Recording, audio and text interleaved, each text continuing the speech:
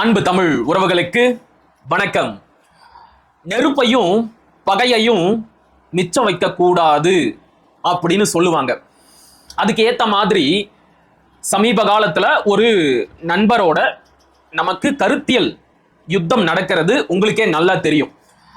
நான் கடந்த காணொளியிலேயே சொல்லியிருந்தேன், நான் இந்த சண்டைக்கு தயாரா இல்லை, இதை இத்தோட நிறுத்திக்கிறேன், எனக்கு தேர்தல் வேலை நிறைய இருக்கு அப்படின்னு சொல்லி என்னுடைய அந்த வாதத்தை முடிச்சிருந்தேன்.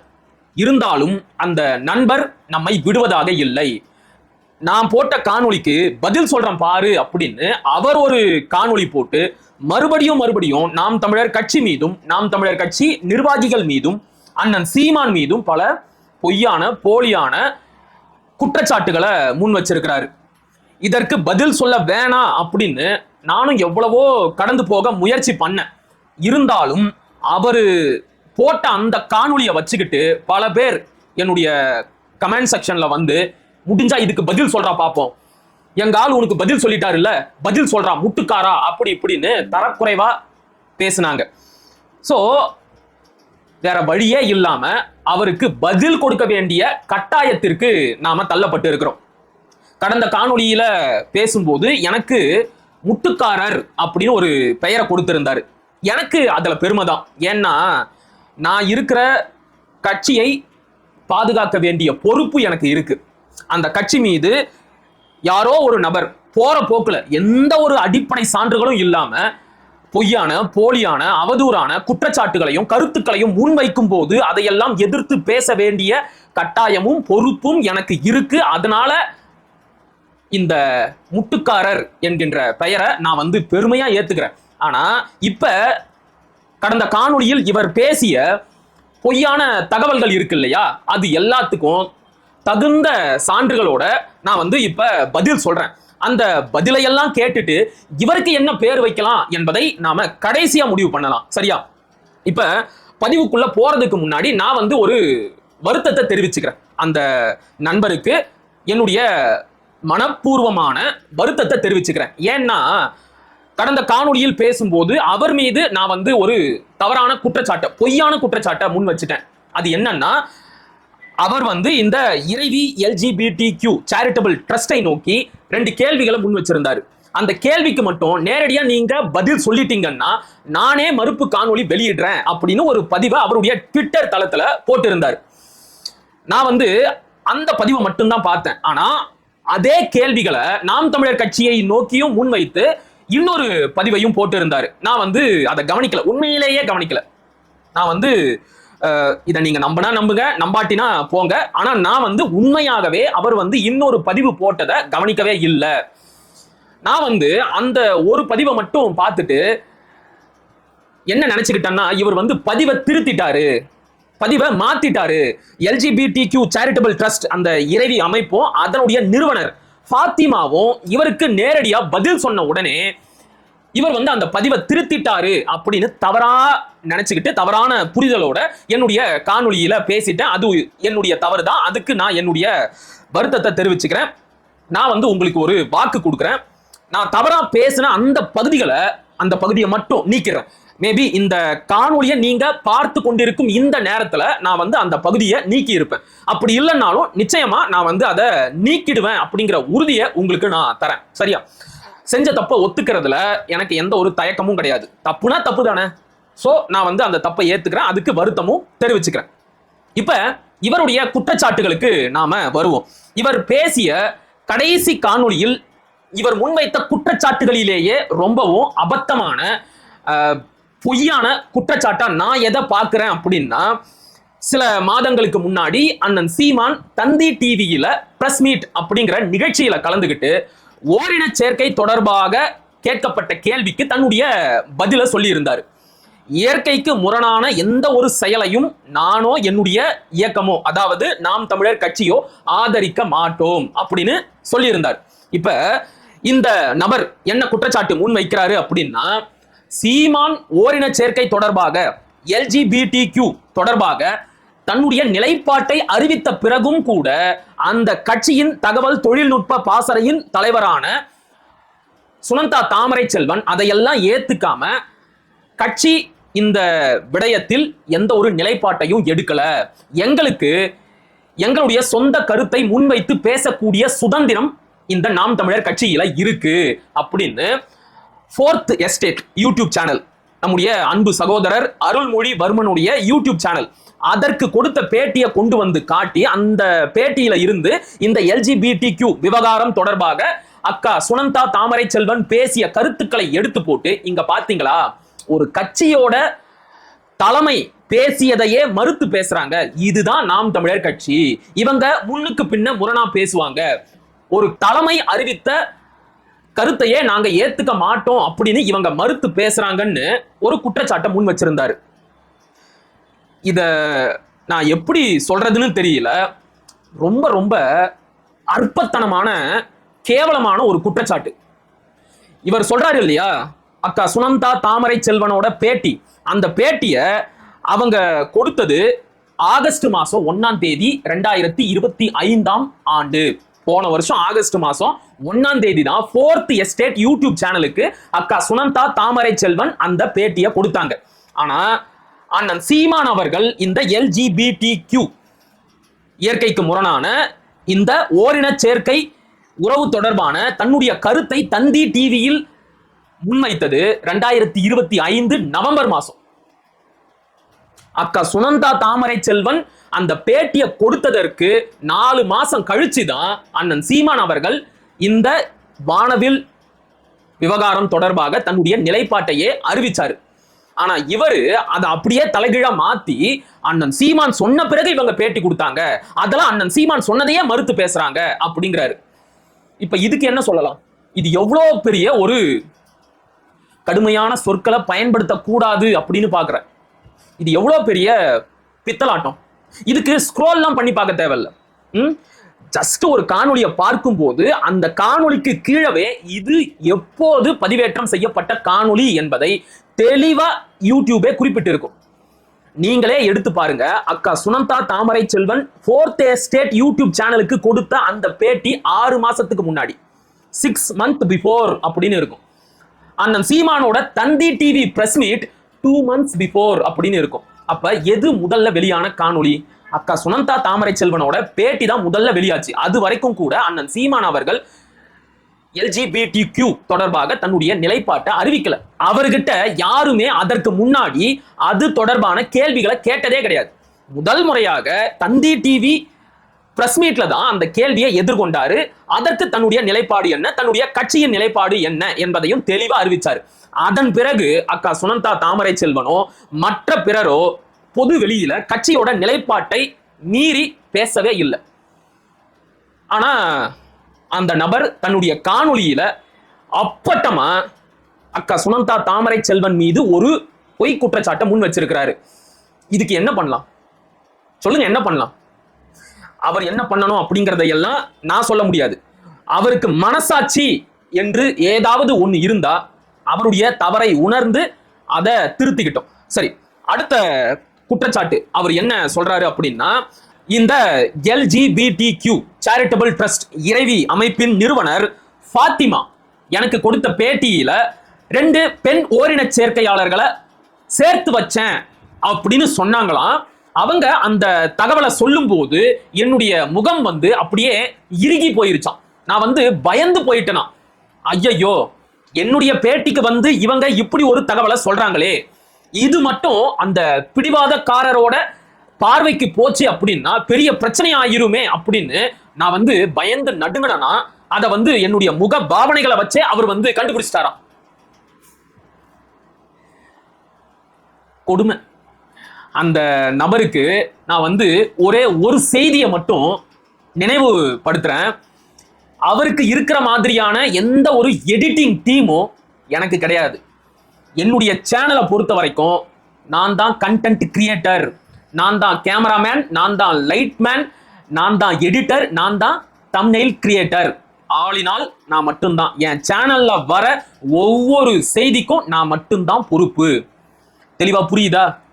அப்ப நான் மட்டும் நினைச்சிருந்தா, அதாவது ஃபாத்திமா சொன்ன தகவல் எனக்கு பிரச்சனையா வரும், அவங்க சொன்ன தகவல் மட்டும் இந்த நபரோட பார்வைக்கு போச்சு அப்படின்னா இதை வச்சுக்கிட்டே அவரு நாம் தமிழர் கட்சி மேல ஒரு குற்றச்சாட்டை சுமத்துவாரு அப்படின்னு நான் நினைச்சிருந்தா எடிட் பண்ணும் போதே அதை வெட்டி தூக்கி இருக்க முடியும்.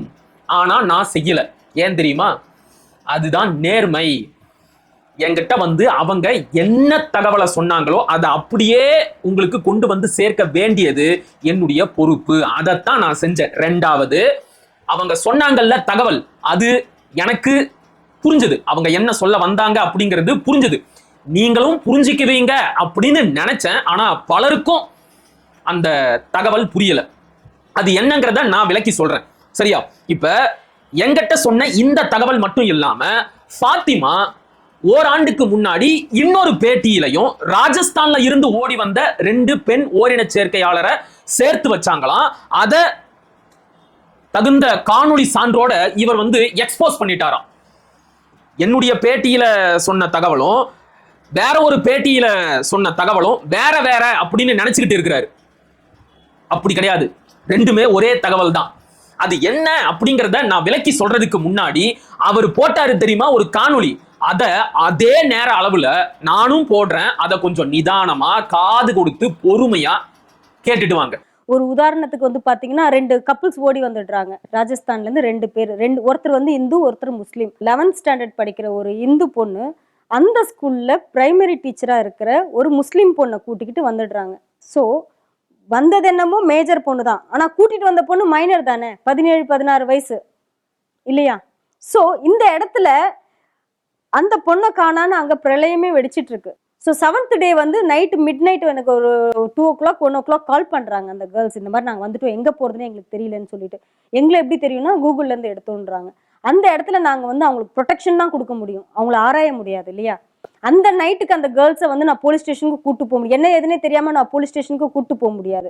ஸோ ஃபர்ஸ்ட் அவங்களுக்கு தேவையான கவுன்சிலிங், பயப்படாதீங்க, அப்புறம் நீங்க யார், எதுக்காக வந்தீங்க, என்ன உங்களுக்கு ப்ராப்ளம் அப்படின்னு சொல்லும்போது தான், இல்லை நான் கேர்ள்ஸ், நாங்கள் வந்து லெஸ்பியன்ஸ், நான் இவங்களை லவ் பண்ணுறேன், இவங்கள தான் மேரேஜ் பண்ணணும். அந்த பொண்ணுங்க கவுன்சிலிங் கொடுத்துட்டு அந்த பொண்ணுங்களோட ஸ்டேட்மெண்ட்டு ரெக்கார்ட் வாங்கிட்டோம், வீடியோ வாங்கிட்டோம், எல்லாமே வாங்கிட்டோம். அந்த செக்யூரிட்டியை கொடுக்கணும் ஃபர்ஸ்ட் அவங்களுக்கு. அந்த செக்யூரிட்டி தைரியத்தை முதல்ல கொடுத்துட்டு, சரி வீட்டுக்கு போயிட்டு நான் ட்ரெஸ் சேஞ்ச் பண்ணிட்டு நான் வந்துட்டு நேராக நம்ம ஃபார்மாலிட்டிஸ் லோக்கல் போலீஸ் ஸ்டேஷனில் போய் ஃபார்மாலிட்டிஸ் முடிச்சுட்டு நெக்ஸ்ட் உங்களுக்கு என்ன உதவி வேணுமோ நாங்கள் பண்ணுறோம், டோன்ட் வரி அப்படின்னு கான்ஃபிடென்ஸை கொடுத்துட்டு நான் போய் வீட்டில் ரிட்டன் ஆகிறதுக்குள்ளே போலீஸ்லேருந்து ஃபோன் ட்ரேஸ் பண்ணி இந்த பசங்க இங்கே தான் இருக்கிறாங்கன்னு சொல்லிட்டு.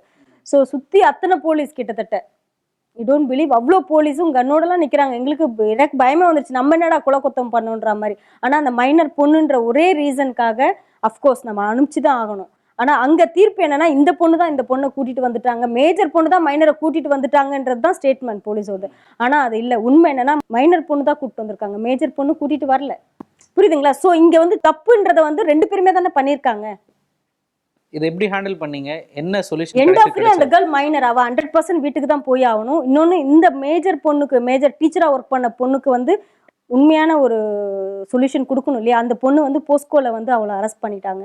மேம், அப்போ இறைவி இந்த மாதிரி தெரியாம குழம்பி போய் LGBTQ கம்யூனிட்டியில் இருக்கிறவங்களுக்கு ஒரு விழிப்புணர்வை ஏற்படுத்துறதும், LGBTQல இருக்கிறவங்களுக்கு தேவையான வசதிகளை செஞ்சு கொடுக்கறதும் அப்படின்னு புரிஞ்சுக்கலாமா? மேம், அப்போ இறைவி இந்த மாதிரி தெரியாம குழம்பி போய் LGBTQ கம்யூனிட்டியில் இருக்கிறவங்களுக்கு ஒரு விழிப்புணர்வை ஏற்படுத்துறதும், LGBTQல இருக்கிறவங்களுக்கு தேவையான வசதிகளை செஞ்சு கொடுக்கறதும் அப்படின்னு புரிஞ்சுக்கலாமா? 100%.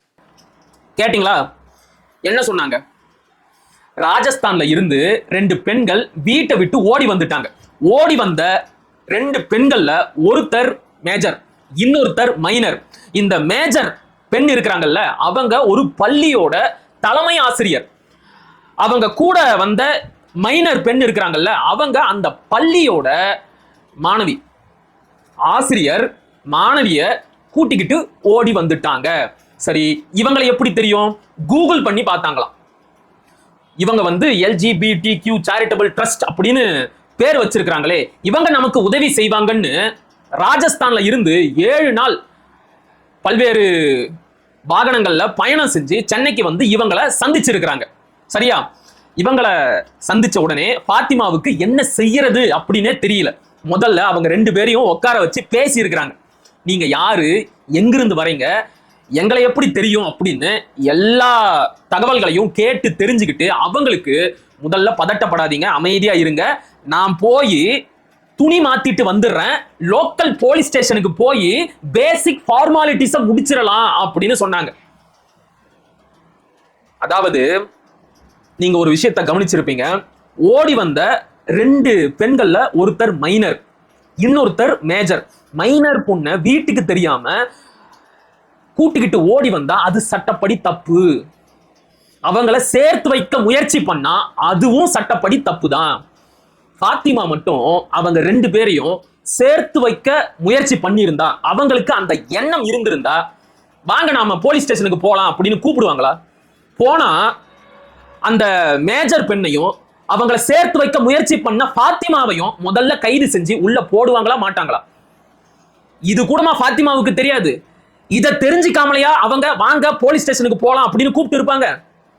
அவர் போட்ட காணொலியிலையும் அதைத்தான் சொல்லியிருந்தாங்க. ஏன் இதையெல்லாம் காது கொடுத்து கேட்கவே மாட்டீங்களா? 2வது, ஓடி வந்த 2 பேரை ட்ரேஸ் பண்ணி தமிழ்நாடு காவல்துறை துப்பாக்கியோட வந்துருச்சான். வந்தது தமிழ்நாடு காவல்துறை கிடையாது, ராஜஸ்தான் காவல்துறை. அந்த மைனர் பொண்ணு இருக்கு தெரியுமா, அவங்க வட இந்தியாவில் மிகப்பெரிய ஒரு அரசியல் பிக் ஷாட்டோட பொண்ணு. அப்படிப்பட்ட நபரோட பொண்ணு இவரு யாரு, இந்த மேஜர் பெண் இருக்குல்ல, அவங்க இழுத்துக்கிட்டு வந்துட்டாங்கன்னு போலீஸ் ஃபோர்ஸ் அவங்கள துரத்திக்கிட்டே தமிழ்நாடு வரைக்கும் வந்துட்டாங்க. கூட பேரண்ட்ஸும் வந்திருந்தாங்க. சரியா? அப்ப போலீஸ் வந்த உடனே ஃபாத்திமா இவங்க 2 பேரையும் பேசி தனித்தனியா அவங்களுடைய பெற்றோர்கள் கூட அனுப்பி வச்சுட்டாங்க. சேர்த்துலாம் வைக்கவே இல்லை. ஆனாலும் இவ்வளோ பெரிய அரசியல்வாதியோட பொண்ண இந்த மேஜர் பொண்ணு கூட்டிக்கிட்டு வந்துருச்சுல்ல, அதுக்காக அந்த பெண் மீது போக்சோ போட்டு இருக்கிறாங்க. ஆனா உண்மை என்ன தெரியுமா? மேஜர் பொண்ணு மைனர் பொண்ணை இழுத்துட்டு வரல. மைனர் பொண்ணு தான், இதையெல்லாம் எப்படி சொல்றதுன்னு தெரியல, வீட்டில் இருந்து பணம், சில நகைகள் இதையெல்லாம் எடுத்துக்கிட்டு அந்த மேஜர் பொண்ணை கூட்டிக்கிட்டு ஓடி வந்துருச்சு. இத ஃபாத்திமா ஒரு வீடியோ போட்டாங்கல்ல, அந்த வீடியோவில் அந்த பொண்ணு சொல்லிருச்சு. இதை ஆதாரமா வச்சுக்கிட்டு தான் அந்த மேஜர் பொண்ணு மேல போட்ட போக்சோவை தள்ளுபடி செய்ய வச்சு ஜாமீன்ல வெளியே விட வச்சாங்க. இப்ப அந்த மேஜர் பொண்ணு வெளியில தான் இருக்கு, போக்சோல கைதெல்லாம் செய்யல. அதற்கு மூல முதல் காரணமா இருந்தது யாரு? ஃபாத்திமா. அவங்க எடுத்த வீடியோ. அந்த மைனர் பொண்ணு தான் இந்த பொண்ணுக்கு ஆசை காட்டி கூட்டிக்கிட்டு ஓடி வந்துருச்சு. அதை அந்த பொண்ணே தன்னுடைய வாயால ஒத்துக்குச்சு. அந்த காணொளி ஆதாரத்தை கோர்ட்ல சப்மிட் பண்ணி தான் பொய்யா போக்சோ வழக்கு போடப்பட்ட அந்த மேஜர் பொண்ணை விடுதலை செஞ்சாங்க. ஆனா போற போக்குல அந்த நபர் சொல்றாரு, அந்த மேஜர் பொண்ணு மேலேயும் போக்சோ, ஃபாத்திமா மேலேயும் போக்சோ. ஃபாத்திமா மேல எந்த ஸ்டேஷன்ல போக்சோ இருக்கு? எடுத்து காட்டணும். இப்ப போக்சோ இருந்தா அவங்க வெளியில சுத்திக்கிட்டு இருப்பாங்களா? போக்சோ வழக்கு இருக்கிறவங்க பேச்சையெல்லாம் நான் நம்ப மாட்டேன். அவங்க கொடுத்த அறிக்கையெல்லாம் நான் ஏத்துக்க மாட்டேன். வரேன், அந்த அறிக்கைக்கு நான் அடுத்து வரேன். இப்படி ஒரு விஷயத்தை முழுசா புரிஞ்சிக்காம அவங்க என்ன சொல்றாங்க அப்படிங்கிறதையும் காது கொடுத்து கேட்காம அறகுறையா எதையாவது புரிஞ்சுக்கிட்டு என்ன வேணும்னாலும் பேசுறது. இதுக்குதான் சொல்றது, ஒரு முறை கூப்பிட்டு கேளுங்க, என்ன நடந்தது அப்படிங்கிறத நீங்களே விசாரிச்சு தெரிஞ்சுக்கோங்க அப்படின்னு. நேற்று இரவு கூட நான் ஃபாத்திமா கிட்ட ஃபோன் பண்ணி கேட்டேன். அப்பதான் அவங்க இந்த காணொளி ஆதாரத்தை வைத்து அந்த மேஜர் பொண்ணை ஜாமீன்ல விடுதலை செஞ்ச செய்தியை என்கிட்ட சொன்னாங்க. 1க்கு 2 முறை விசாரிக்கணும், கேட்டு தெரிஞ்சுக்கணும், அதுக்கப்புறம் தான் நம்முடைய கருத்தை சொல்லணும். எல்லாம் எனக்கு மட்டும்தான் தெரியும் அப்படின்னு பேசினா இப்படித்தான் தப்பும் தவறுமா போய் முடியும். அடுத்ததாக இவர் கேட்ட 2 கேள்வி, அதற்கு இறைவி அமைப்பு கொடுத்த பதில், அதுக்கு வருவோம். இவர் 2 கேள்வியை முன் வச்சிருந்தாரு. இறைவி அமைப்புக்கும் முன் வச்சிருந்தாரு, நாம் தமிழர் கட்சியோட தம்பி தங்கைகளுக்கும் முன் வச்சிருந்தாரு. என்ன கேள்விகள்? பியூபர்ட்டி பிளாக்கிங் இன்ஜெக்ஷனை இந்த இறைவி அமைப்பு இவங்களை நாடி வருகின்ற அந்த ஓரின சேர்க்கையாளர்களுக்கு போடுறாங்களா? குழந்தைகளுக்கு இப்படிப்பட்ட மருந்துகளை எடுத்துக்கொள்வதற்கு அறிவுறுத்துறாங்களா? இது ஒரு கேள்வி. 2வது, செக்ஷுவல் அஃபர்மேஷன் சர்ஜரியை இவங்க செஞ்சு வைக்கிறாங்களா? இந்த 2 கேள்விக்கு மட்டும் நேரடியா உண்டு இல்லைன்னு பதில் சொல்லுங்க அப்படின்னு கேட்டு இருந்தாரு. இதற்கு இறைவி அமைப்பும் நாங்க அப்படியெல்லாம் செய்யவே மாட்டோம், அது மனசாட்சிப்படியும் தப்பு, அது சட்டப்படியும் தப்பு அப்படின்னு நெத்தி பொட்டுல அடிச்ச மாதிரி நேருக்கு நேரா அவரு கேட்ட மாதிரியே பதில கொடுத்துட்டாங்க. அந்த பதில வச்சுக்கிட்டு, அவங்க கொடுத்த அறிக்கையை வச்சுக்கிட்டு இவருக்கு இவரே பாராட்டிக்கிறாரு. உலகத்திலேயே ஒரு LGBTQ அமைப்பிடம் இருந்து இப்படி ஒரு அறிக்கையை வாங்கினதுக்கு என்ன நானே பாராட்டிக்கிறேன் அப்படிங்கிறாரு. இந்த அறிக்கையை அவங்க கொடுத்ததற்கு காரணம் நீங்க இல்ல, நான். நீங்க அவங்க மேல பல பொய்யான போலியான குற்றச்சாட்டை முன் வச்சு பேசிய போது அவங்க எனக்கு கூப்பிட்டு பேசினாங்க. என்ன பிரதர், நான் இவ்வளோ சொல்லியும் கூட அவர் தொடர்ந்து எங்க மேல இப்படியெல்லாம் அவதூறு பரப்புறாரு, நாங்க எங்களுடைய அமைப்பின் சார்பாக அவர் மேல சட்டப்படி நடவடிக்கை எடுக்க போறோம், அவருக்கு லீகல் நோட்டீஸ் அனுப்ப போறோம், எதுக்கும் உங்ககிட்ட ஒரு வார்த்தை சொல்லலாம் அப்படின்னு தோணுச்சு, அதுக்காகத்தான் ஃபோன் பண்ணேன் அப்படின்னு சொன்னாங்க. நான் சொன்னேன், தயவு செஞ்சு சொல்றேன், உங்களை கையெடுத்து கும்பிடுறேன், அப்படியெல்லாம் எந்த ஒரு சட்ட நடவடிக்கையும் எடுத்துறாதீங்க. அவருக்கு பயந்துகிட்டு இல்ல, நீங்க அப்படி ஏதாச்சும் ஒரு சட்ட நடவடிக்கை எடுத்தீங்கன்னா அதை வச்சுக்கிட்டு பாத்தீங்களா நாம் தமிழர் கட்சி என்னை பார்த்து பயந்துருச்சு, இந்த இறைவி அமைப்பை வச்சு என் மேல வழக்கு போட்டுட்டாங்க, என் மேல சட்ட நடவடிக்கை எடுக்க பாக்குறாங்க, நான் சொன்ன குற்றச்சாட்டெல்லாம் உண்மையாயிருச்சு பாத்தீங்களா, நான் கேட்ட கேள்விக்கு பதில் சொல்லாம லீகல் நோட்டீஸ் அனுப்புறாங்க அப்படின்னு அதையும் கூட தனக்கு சாதகமா எடுத்துக்கிட்டு கட்சி மேல அவதூறு பரப்புவாரு. தயவு செஞ்சு அப்படி எதையும் செஞ்சிடாதீங்க. நீங்க ஏதாவது செய்யணும் அப்படின்னு நினைச்சா, அவரு 2 கேள்வி கேட்டு இருக்கிறாரு இல்ல, நீங்க அதையெல்லாம் செய்யல அப்படின்னு சொல்றீங்கல்ல, என்னுடைய பேட்டியிலையும் அதை தான் சொன்னீங்க, அப்படின்னா அதுக்கு மட்டும் பதில் கொடுங்க அப்படின்னு சொன்னேன். அவங்களும் ஒரு அறிக்கையை தயார் பண்ணி எனக்கு முதல்ல அனுப்பி வச்சாங்க, சரியா இருக்கான்னு பாருங்க அப்படின்னு கேட்டாங்க. நானும் படிச்சு பார்த்தேன், தெளிவா இருந்துச்சு, ஒரு சில திருத்தங்கள் பாக்கிய பிழைகள் இருந்துச்சு, அதை மட்டும் மாத்திக்க சொன்னேன். அதை அறிக்கையா தயார் பண்றதுக்கு முன்னாடி மறுபடியும் போன் அடிச்சாங்க, தம்பி ஒரே ஒரு சின்ன திருத்தம், இதுல வந்து இப்படியெல்லாம் செய்யறது சட்டப்படியும் தப்பு, மனசாட்சிப்படியும் தப்பு அப்படின்னு ஒரு சொற்களை சேர்த்துக்கலாமா அப்படின்னு கேட்டாங்க. ஐயோ தாராளமா சேர்த்துக்கோங்க, பொருத்தமா இருக்கும் அப்படின்னு சொன்னேன். கடைசியா அவங்க சொன்ன திருத்தத்தோட தான் அந்த அறிக்கை வெளியாச்சு. அப்ப இந்த அறிக்கை வெளியானதுக்கு யார் காரணம்? நான் தான் அவங்கள அவர் கேட்ட கேள்விக்கு பதில் சொல்லி அறிக்கை வெளியிட வச்சேன். இல்லைன்னா அவங்க அவருக்கு லீகல் நோட்டீஸ் அனுப்புறதா இருந்தாங்க. ஆனா அவர் வந்து அதற்கான கிரெடிட்டை அவரே எடுத்துக்கிறாரு. தாராளமா எடுத்துக்கிட்டோம், எனக்கு எந்த ஒரு ஆட்சேபனையும் இல்லை. உலகத்திலேயே ஒரு LGBTQ சேரிட்டபிள் ட்ரஸ்ட் இப்படி ஒரு அறிக்கையை வெளியிடுவதற்கு நீங்க மட்டும்தான் காரணம். அந்த பேரும் புகழும் உங்களுக்கு மட்டும்தான் சேரும். சரியா? எடுத்துக்கிட்டு போங்க. எனக்கு இதுக்கெல்லாம் வந்து என்ன சொல்றதுன்னு தெரியல. சரி, அடுத்ததாக அவர் முன்வைத்த முக்கியமான குற்றச்சாட்டுக்கும் விமர்சனத்துக்கும் வரலாம். அது என்ன குற்றச்சாட்டு அப்படின்னா, இந்த LGBTQ விவகாரத்திற்கு சற்றும் தொடர்பில்லாத ஒரு குற்றச்சாட்டை நான் அவர் மேல முன் வச்சு அவர் மீதான மக்களின் நம்பகத்தன்மையை உடைக்க பார்த்தனா. அப்படி என்ன குற்றச்சாட்டை நான் முன் வச்சேன்? அந்த நபர் பாண்டியர்களுடைய வரலாற்றை பற்றி பேசும்போது தலையாலங்கானத்து செருவென்ற பாண்டிய நெடுஞ்செழியன் தான் முதல் நெடுஞ்செழியன் அப்படின்னு பேசியிருப்பாரு. அது தப்பு. ஆரிய படை கடந்த பாண்டிய நெடுஞ்செழியன் தான் முதல் நெடுஞ்செழியன். தலையாலங்கானத்து செருவென்ற பாண்டிய நெடுஞ்செழியன் என்பவன் 2வதோ 3வதோ வருகின்ற நெடுஞ்செழியன் தான். அவர் சொன்னது தப்பு அப்படின்னு சொல்லிட்டனா. இந்த குற்றச்சாட்டை முன் வச்சு அவர் மீதான மக்களின் நம்பகத்தன்மையை நான் வந்து உடைக்க பார்த்துட்டேனா. தப்பு. அப்படியெல்லாம் நான் சொல்லவே இல்லையே. நான் சொல்லாதத நீங்களா கற்பனை பண்ணிக்கிட்டு பேசுறீங்க. நான் எதுக்காக அந்த குற்றச்சாட்டை முன் வச்சேன் அப்படின்னா, என்னுடைய கட்சியை சேர்ந்த அருண் என்கின்ற நபர் ஒரு நபரோட குரல் பதிவில் பேசும்போது தமிழ் கலாச்சாரத்தையும் பண்பாட்டையும் காப்பாற்றுறது மட்டும் தமிழ் தேசியம் கிடையாது அப்படின்னு பேசியிருப்பார். அந்த குரல் பதிவை எடுத்து போட்டு இங்க பாத்தீங்களா, நாம் தமிழர் கட்சியை சேர்ந்த ஒரு நபர் தமிழ் கலாச்சாரத்தை காப்பாற்றுறது தமிழ் தேசியம் இல்லைன்னு பேசுறாரு, இதுதான் நாம் தமிழர் கட்சி அப்படின்னு அந்த ஒரு நபர் புரிதல் குறைபாட்டோட பேசிய ஒரு செய்தியை வச்சுக்கிட்டு, ஒரு குரல் பதிவை வச்சுக்கிட்டு ஒட்டுமொத்த கட்சியும் இப்படித்தான் அப்படின்னு பிராண்ட் பண்ணீங்கல்ல, அதுக்குத்தான் நான் பதில் சொன்னேன். அந்த ஒரு நபர் ஏதோ சற்று புரிதல் குறைபாட்டோட சில தவறான தகவலால அப்படி பேசி இருக்கலாம். அதுக்காக அவர் இருக்கின்ற ஒட்டுமொத்த கட்சியையும் நீங்க குற்றம் சுமத்தலாமா? அப்படி பார்த்தா நீங்களும் கூட தான் எத்தனையோ காணொளிகள்ல எத்தனையோ தவறான தகவல்களை சொல்லி இருக்கிறீங்க. அதையெல்லாம் வச்சுக்கிட்டு இவரு இப்படித்தான்ப்பா, இவருக்கு எதுவுமே தெரியாதுன்னு நான் சொன்னா எப்படி இருக்கும் அப்படின்னு கேட்டிருந்தேன். ஒரு ஒப்பீடுக்காகத்தான் அதை முன் வச்ச. அதுக்கு ஒரு எடுத்துக்காட்ட சொல்லணும்ல.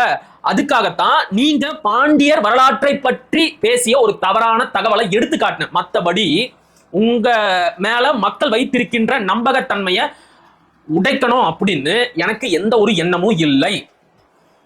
கடந்த காணொலியை எடுத்து பாருங்க, நான் தெளிவா சொல்லியிருப்பேன். நானே நிறைய பட்டியல் போட்டு வச்சிருக்கிறேன். அந்த நபர் எவ்வளவோ தவறான வரலாற்று தகவல்களை, மொழி குறித்தான, வேர்ச்சொல் ஆய்வு குறித்தான தகவல்களை தப்பா சொல்லி இருக்கிறாரு.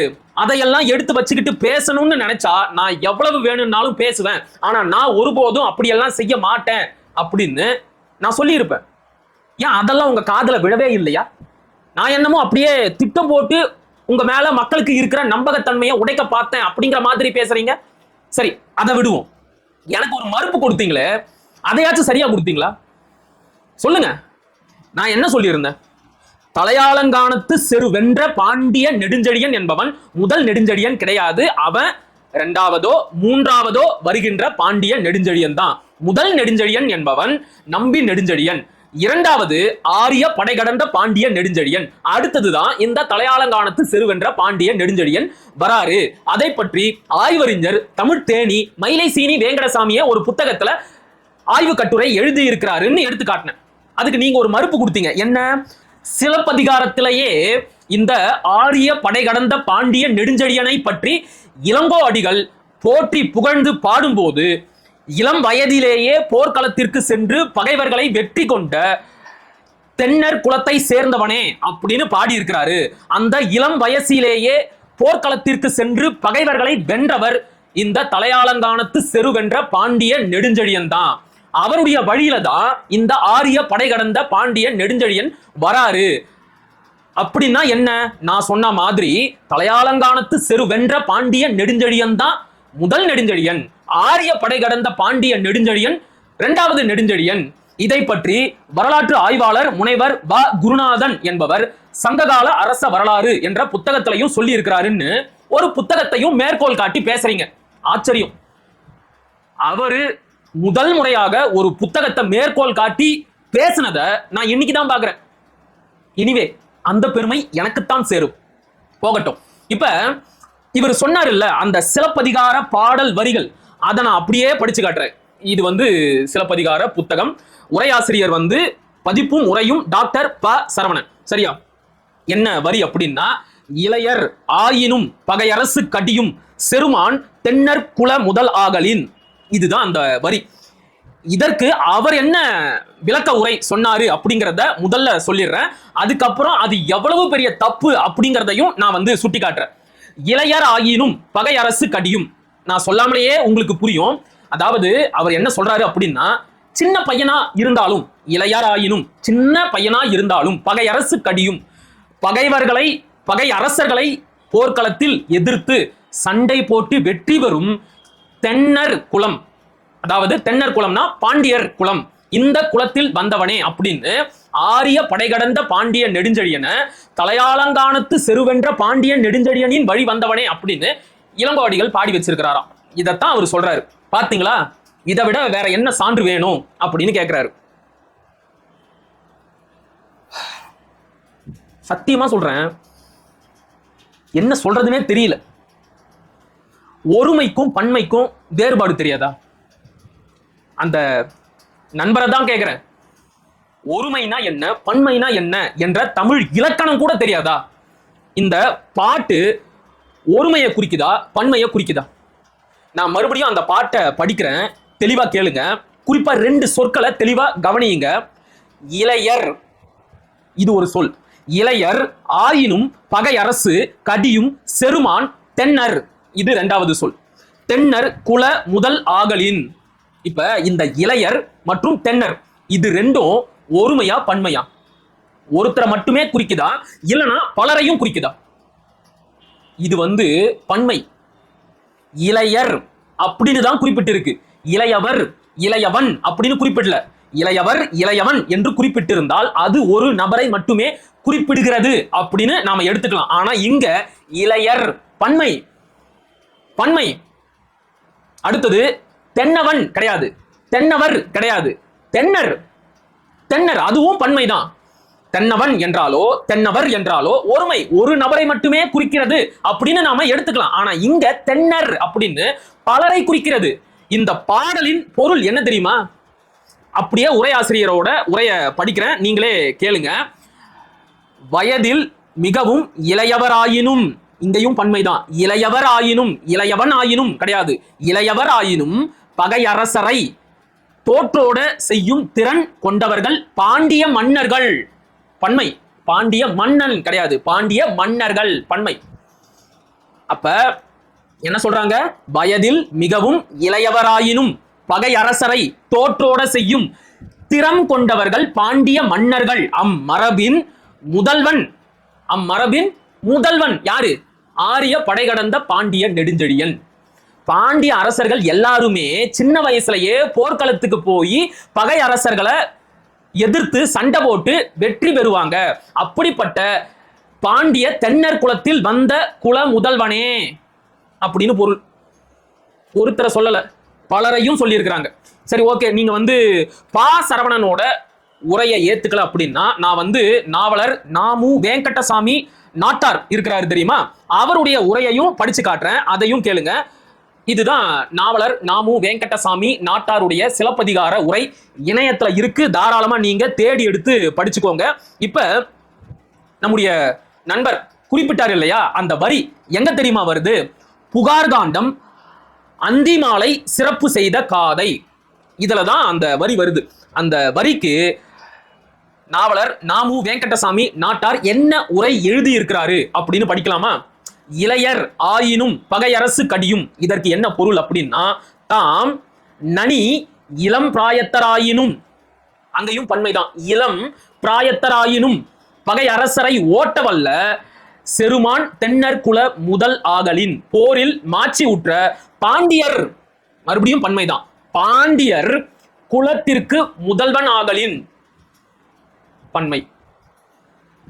தலையாலங்கானத்து செருவென்ற பாண்டிய நெடுஞ்செழியனை இந்த பாடல் வரிகள் குறிப்பிடல. ஒட்டுமொத்த பாண்டியர்களுமே சின்ன வயசுலயே போர்க்களத்துக்கு போறவங்க அப்படின்னு குறிப்பிடுது. இந்த உரையையும் ஏத்துக்கல அப்படின்னா நான் முனைவர் சுந்தரம் சண்முகனார் அவருடைய உரையை வாசிக்கிறேன். இவர் மிகப்பெரிய தமிழ் அறிஞர். இவர் சிலம்போ சிலம்பு அப்படின்னு ஒரு புத்தகம் எழுதி இருக்கிறாரு. இதுவும் இணையத்துல கிடைக்கும், நீங்களே தேடி படிங்க. இதுதான் அந்த புத்தகம், தெரியுதா? நான் பக்கத்துல போடுறேன். இந்த புத்தகத்தோட பக்கம் 346ல என்ன சொல்றாங்க அப்படின்னு பாருங்க. இளையராயினும் பகை அரசு கடியும் செருமான் தென்னர் குல முதலாகலின், இதற்கு அவர் சொல்ற விளக்கம் என்ற பாடல் பகுதி, பாண்டியர்கள், மறுபடியும் பன்மைதான், பாண்டியர்கள் இளம் பருவத்திலேயே பகைவர்கள் எதிர்த்து வரினும் அவர்களை வெல்வாராம். பாண்டியர்கள், ஒட்டுமொத்த பாண்டியர்களையுமே இந்த பாடல் குறிப்பிடுது. சரியா? வெல்பவராம். இந்த கருத்து புறநானூற்று பாடல்களிலும் இடம் பெற்றுள்ளது. இது அடுத்த முக்கியமான தகவல். இப்ப நாம என்ன சண்டை பிடிச்சுக்கிட்டு இருக்கிறோம்? தலையாலங்கானத்து செருவென்ற பாண்டிய நெடுஞ்செழியன் முதல் நெடுஞ்செழியனா, இல்லைன்னா ஆரிய படை கடந்த பாண்டிய நெடுஞ்செழியன் முதல் நெடுஞ்செழியனா? இதுதானே நமக்குள்ள இருக்கிற சண்டை. ஆனா இவங்க எல்லாருக்கும் முன்னாடி ஒரு பாண்டிய அரசன் இருக்கிறான். அவன் யார் தெரியுமா? அவருடைய பெயரை அப்படியே சொல்றேன். பாண்டியன் வெள்ளி அம்பலத்துஞ்சிய பெருவழுதி. இப்படி ஒரு பாண்டிய அரசன் இருந்திருக்கிறார். இவரு முற்சங்க காலத்தை சேர்ந்தவர். தலையாலங்கானத்து செருவென்ற பாண்டிய நெடுஞ்செழியனும் ஆரிய படை கடந்த பாண்டிய நெடுஞ்செழியனும் கடைச்சங்க காலத்தை சேர்ந்தவர்கள். ஆனா இந்த பாண்டியன் வெள்ளி அம்பலத்துஞ்சிய பெருவழுதி என்பவர் முற்சங்கத்தை சேர்ந்த பாண்டிய அரசர். இவரை பத்தி புறநானூறு 58வது பாடல்ல என்ன சொல்லி இருக்கிறாங்க தெரியுமா? இளையதாயினும் கிளையரா எரியும் அருணரை உருமின் பொருணரை பொறா அச் செருமான் பஞ்சவர் ஏரே. பஞ்சவர்னா பாண்டியர் தான். இந்த பாடலின் பொருள் என்ன, அதையும் முனைவர் சுந்தரம் சண்முகனாரோட உரையில இருந்தே நான் படிச்சு காட்டுறேன். பாண்டியன் வெள்ளி அம்பலத்துஞ்சிய பெருவழுதியை காவிரி பூம்பட்டினத்து காரி கண்ணனார் பாடியுள்ளார். இடி சிறிய அளவினதாயினும் பெரிய பாம்பு குலத்தை பூண்டோடு அழித்தது போல் பகைவரை அழிக்கக்கூடிய பஞ்சவர் அடைப்புக்குறிக்குள்ள பாண்டியர் ஏறு என பாடியுள்ளார். இந்த வெள்ளி அம்பலத்துஞ்சிய பெருவழுதி என்ற பாண்டிய அரசர் ஆரிய படை கடந்த பாண்டிய நெடுஞ்செழியனுக்கும் தலையாலங்கானத்து செருவென்ற பாண்டிய நெடுஞ்செழியனுக்கும் முன்னாடி இருக்கிறவர் அவரையே என்ன சொல்றாங்க, சின்ன பையனாவே இருந்தாலும் சண்டைக்கு போய் பகைவர்களை வெல்லக்கூடிய ஆற்றல் பொருந்திய பாண்டிய அரசர் குலத்தில் வந்தவனே, பஞ்சவர் குலத்தில் வந்தவனே. அப்ப இது ஒரு பொதுவான புகழாரம், பாண்டியர்களுக்கு இருக்கின்ற ஒரு பொது பண்பு. அதை கொண்டு ஒருமையும் பன்மையும் தெரியாம தலையாலங்கானத்து செருவென்ற பாண்டிய நெடுஞ்செழியனைத்தான் இந்த வரி குறிப்பிடுது அப்படின்னு சொல்றீங்களே, உங்களை என்ன சொல்றது? உங்களை சொல்லி தப்பே கிடையாது. நீங்க ஒரு புத்தகத்தை குறிப்பிட்டீங்க தெரியுமா, முனைவர் பா குருநாதன் என்பவருடைய சங்ககால அரச வரலாறு. அந்த புத்தகத்தையும் அந்த புத்தகத்தை எழுதின நபரையும் குறிப்பிடணும். ஒருமை பன்மை தெரியாத இந்த ஆள் எப்படி முனைவர் பட்டம் வாங்கினாருன்னு தெரியல. அது மட்டும் இல்லாம அந்த நண்பர் குறிப்பிட்ட புத்தகம் இருக்கு தெரியுமா, அந்த புத்தகத்தை வெளியிட்டது தஞ்சை தமிழ் பல்கலைக்கழகம். இவ்வளவு பெரிய ஒரு பல்கலைக்கழகம் இப்படி ஒருமை பன்மை தெரியாம ஆய்வு செஞ்சு வெளியிட்ட ஒரு புத்தகத்தை வெளியிடுது அப்படின்னா தமிழ்நாடு அரசு எந்த லட்சணத்துல செயல்படுது, தமிழர்களோட வரலாறு எந்த லட்சணத்துல எழுதப்பட்டுக்கிட்டு இருக்கு பாருங்க.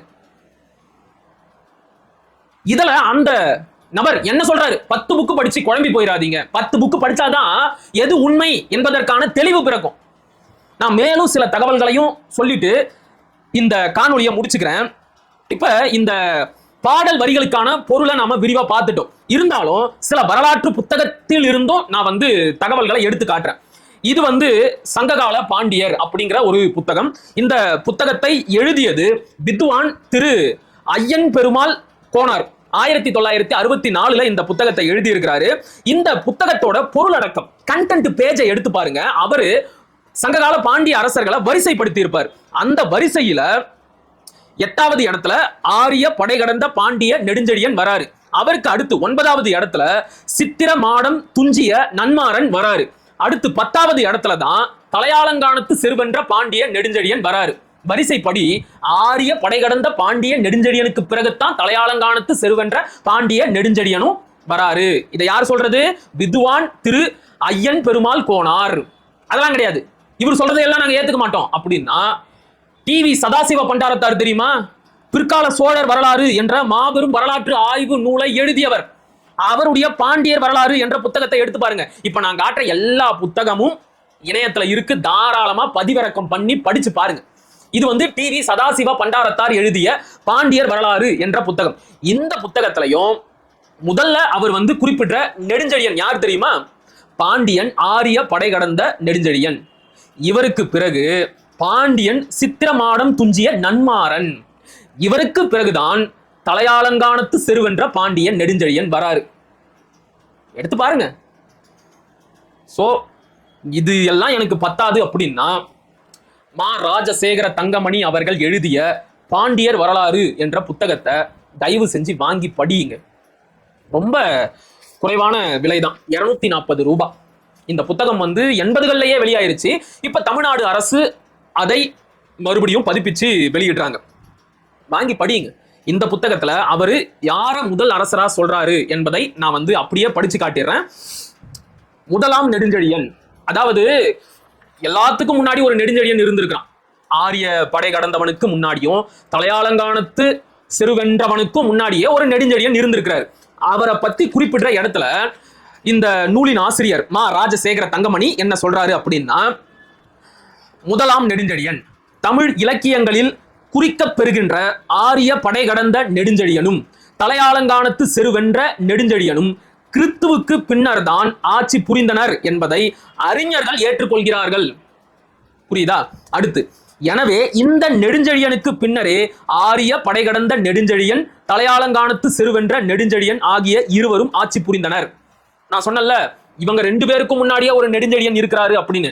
அவரை பத்தி குறிப்பிடும் போது சொல்றாரு, இந்த நெடுஞ்செழியனுக்கு பிறகுதான் ஆரிய படை கடந்தவனும் தலையாலங்கானத்து செருவென்றவனும் வராங்க அப்படிங்கிறாரு. அதுலயும் கூட ஆகிய இருவரும் ஆட்சி புரிந்தனர் என்பதை இலக்கிய சான்றுகளால் அறியலாம். இதனால் கிறித்து பிறப்பதற்கு முன்பே தன்னாட்சியினை நிறுவிய இப்பாண்டியன் முதலாம் நெடுஞ்செழியன் என்றும் ஆரிய படை கடந்த பாண்டிய நெடுஞ்செழியனை 2ஆம் நெடுஞ்செழியன் என்றும் தலையாலங்கானத்து செருவென்ற நெடுஞ்செழியனை 3ஆம் நெடுஞ்செழியன் என்றும் அழைப்பது சால பொருத்தமுடையது ஆகும். நம்பி நெடுஞ்செழியன் 4ஆம் நெடுஞ்செழியன் எனவும் கூறலாம். மூணாவதா தான் தலையாலங்கானத்து சிறுவென்ற பாண்டியன் நெடுஞ்செழியன் வராரு. நீங்க காட்டின ஒரு புத்தகத்திற்கு நான் 5-6 புத்தகத்துல இருந்து மறுப்பு கொடுத்துட்டேன். இதே புத்தகத்துல ஆரிய படை கடந்த பாண்டியன் நெடுஞ்செழியனை பத்தியும் தலையாலங்கானத்து சிறுவென்ற பாண்டியன் நெடுஞ்செழியனை பத்தியும் தனித்தனியா தலைப்புகள்ல விரிவா எழுதி இருக்கிறாரு. அதுலயும் கூட அவரு முதல்ல ஆரிய படை கடந்த பாண்டியன் நெடுஞ்செழியனை தான் வைக்கிறார். அடுத்துதான் தலையாலங்கானத்து சிறுவென்ற பாண்டியன் நெடுஞ்செழியன் வராரு. சோ நீங்க சொன்னது தப்பு தான் பாரி. இதுக்கு நான் இவ்வளோ சான்றுகளை காட்ட வேண்டியது இருக்கு. உங்க மீதான நம்பகத்தன்மைய உடைக்கணும்னு நான் நினைச்சிருந்தா வேற ஒரு விஷயத்த சொல்லி இருப்பேன், என்னால முடியும். ஆனா அதை செய்யக்கூடாது அப்படின்னு பார்த்தேன். ஆனா நீங்க செய்ய வைக்கிறீங்க. சாம்பிளுக்கு ஒண்ணு சொல்லட்டுமா? ராவணனை பத்தி நம்முடைய நண்பர் கூட 1 மணி நேரம் ஒரு வீடியோல பேசியிருப்பீங்க. அதுல நிறைய தவறான தகவல்கள் இருக்கு. இருந்தாலும் நான் ஒரே ஒரு தகவலை மட்டும் நான் சொல்றேன். நீங்க ஒரு திருக்குறளை குறிப்பிட்டு பேசியிருப்பீங்க. அது என்ன திருக்குறள் அப்படின்னா, ஐந்தவித்தான் ஆற்றல் அகல் விசும்புலார் கோமான் இந்திரனே சாலும் கரி. நீங்க அந்த திருக்குறளை சொல்லும் போது ஐந்தவித்தான் ஆற்றல் விசும்புலார் கோமான் இந்திரனே சாலும் குறி அப்படின்னு பேசியிருப்பீங்க. சரி, ஓகே, உங்க வாய் தவறி நீங்க சொல்லியிருப்பீங்க. அதனால நான் அதை பெரிய தப்பா எடுத்துக்கல, அதை அப்படியே விட்டுறேன். அதுக்கு நீங்க ஒரு பொருள் சொன்னீங்கல்ல, அதை அப்படியே உங்களுடைய சொற்களாலேயே படிச்சு காட்டுறேன். அது சரியான பார்த்துடலாமா? ஐந்தவித்தான் ஆற்றல் அகல் விசும்புலார் கோமான் இந்திரனே சாலும் குறி அப்படின்னு அந்த குறளை சொல்லிட்டு சிரிச்சுக்கிட்டே அதற்கான பொருளை சொல்றீங்க. 5 வித்தைகளையும் கற்றவனுடைய ஆற்றலுக்கு அந்த ஆற்றலை பற்றி தெரிந்து கொள்ள இந்திரனை போய் பார் என்கிறார் திருவள்ளுவர். இது நீங்க சொன்ன பொருள். இது சரியா? சொல்லுங்க, சரியா? உங்களுக்கு தமிழ் தெரியும்ல?